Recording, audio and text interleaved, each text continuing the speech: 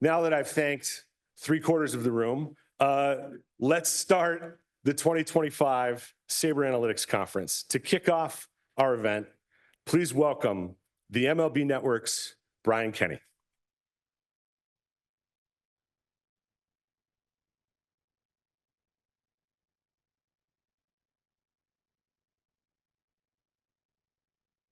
I had to think. Good afternoon. Think of where I was. Good to be here. It's always good to be here at the Analytics Conference where you have a chance to learn. I know when I'm watching a ball game, if I'm listening to the game and I hear a bunch of things where I go, that's interesting, or I find myself saying, I hadn't thought of that. I know I'm listening to a good analyst. It's kind of rare, but it does happen. And when I come here, I get a chance to learn and see what's changing in the industry, and things are always changing very quickly. But it's great to be here with like-minded people. Certainly the demographics have changed through the years, and it's gotten a lot younger. It's become more of a profession.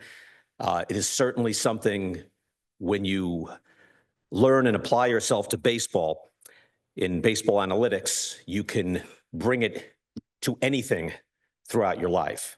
Just the logical thinking alone, the independent thinking, the logical scrutiny that you bring to analytics, baseball, that you bring to what we used to call sabermetrics, is something that you can apply to your entire life.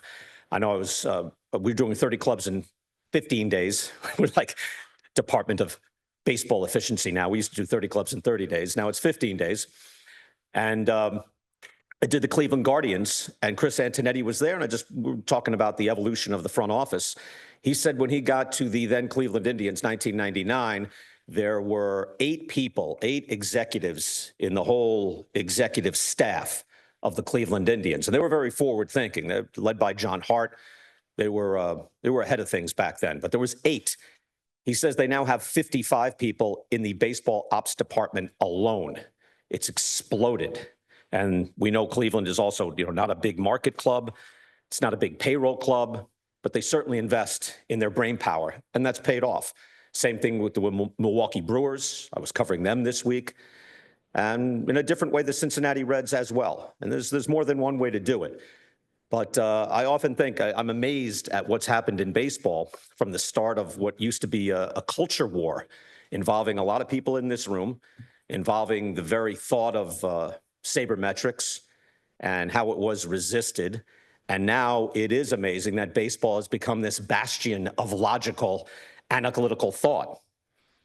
It's greatly changed. There have been big breakthroughs. We should celebrate that. And we should be, very pleased to be in this room where a lot of these things, maybe not this particular room, but where a lot of those things happened, where a thought revolution really took place and has transformed a very public-facing industry. If only the rest of the country could get on board politically, culturally, we'd all be in better shape. You can imagine if the intellectual rigor that we bring to baseball was brought to everything else in our life and in our country. It'd be amazing. And I would say one thing as I'm talking to a lot of young people, and when I'm talking about what analytics are all about, at least for me, it was always don't have the answer to the question before the question is even asked. Bill James always told me a completely acceptable response is, I don't know.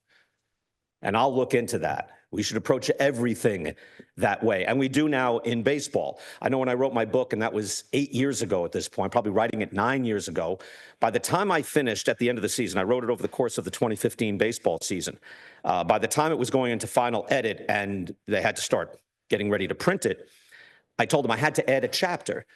Because by the end of that season, so many things had changed. I said, I'm so behind now. All these things were true, and they're still true, but I need to catch up. And that was just over a course of 6 months. That was 2015, and the last chapter that I wrote was the year of getting smart. And all it was just a general acceptance of what's happening, what we're open to, what works, what doesn't work. I know most of my essays now on MLB Now, I usually open up with some sort of essay at the top of the program. We come back the day before opening day, by the way, on MLB Network. But most of my essays, I was telling this to Mark DeRosa, who I was working with this week, because he focuses on players and mechanics and hitting. He's got a son who's on a travel team, an elite ball player. Obviously, played in the major leagues for a long time. He's on MLB Central just before we come on. And Mark's looking at individual players. And I told him most of my essays now, when I really look at it, boil down to this team is winning. Why? This team is not winning. Why? And that's it. There's big questions still to be answered. And I know I'm doing a panel, and it was not my idea. It was probably Scott and Vince and the rest of the people here.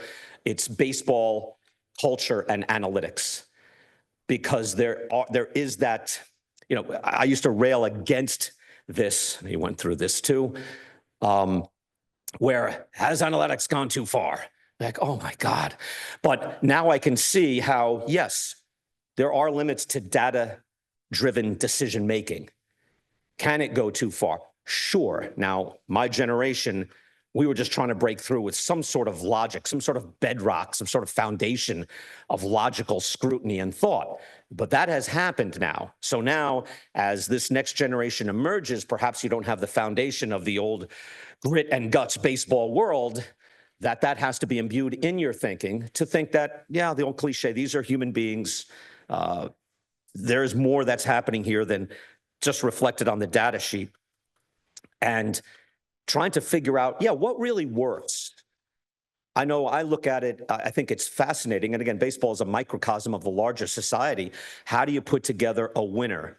Like, how much pitching is enough? How much relief pitching is enough? How strong should your bench be? How do you allocate your resources exactly? Those resources are limited, even if you're the Mets or the Dodgers. There's only a certain amount you can put into it. That's what I find fascinating. No one quite knows the exact answer to that, but a lot of the clubs, especially the ones I was covering this week, have figured a few things out. And that's what I love, is you figure a few things out that work. It's a baseball team. You can do it in your life as well. What works?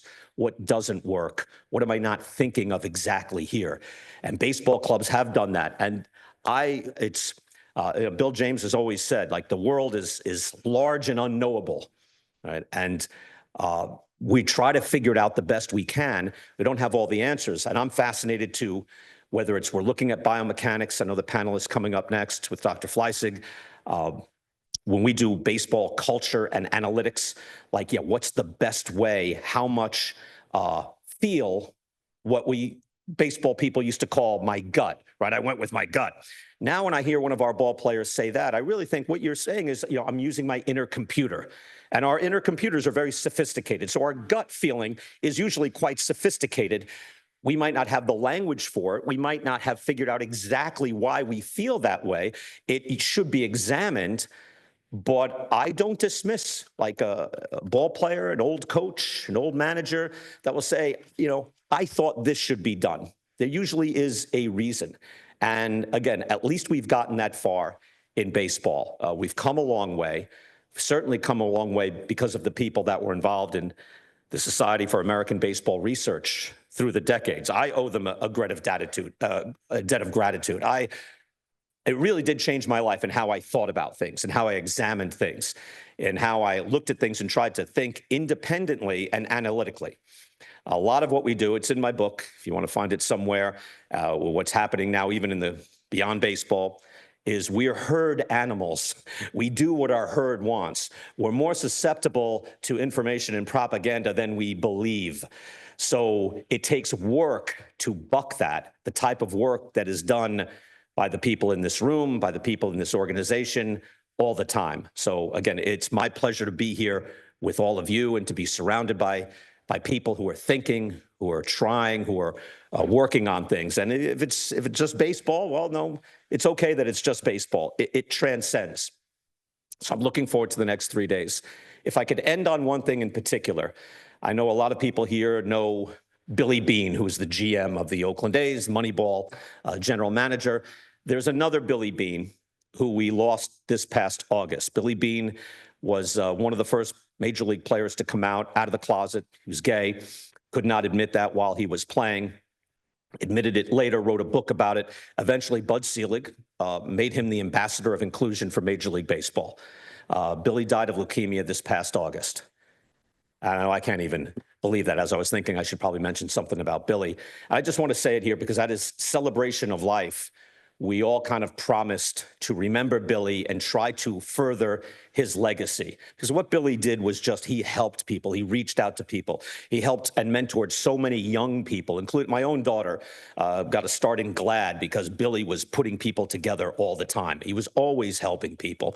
When there was some sort of issue in Major League Baseball, whether it was people just not thinking, whether it was bullying, whether it was homophobic, Billy would come in, and he didn't think he had the answers going in. Billy came in and just talked to everybody, understood people, diffused so many situations, and brought a greater level of awareness throughout Major League Baseball at the executive level, at the ball player level. He'd always tell me, he's like, a lot of these players don't realize when we're talking about bullying that they're on the other end of it.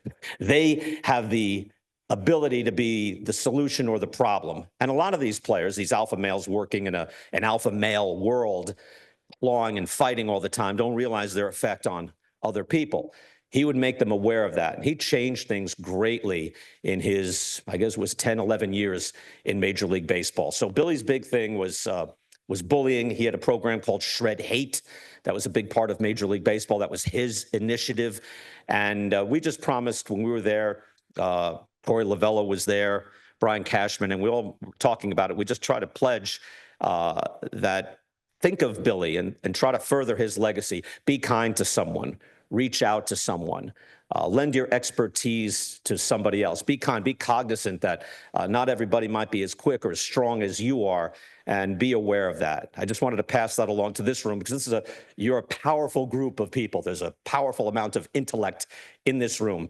So if you get a chance, look up Billy Beane without the E at the end, Ambassador of Inclusion, Major League Baseball, and I'd love to have as many people as possible furthering his legacy.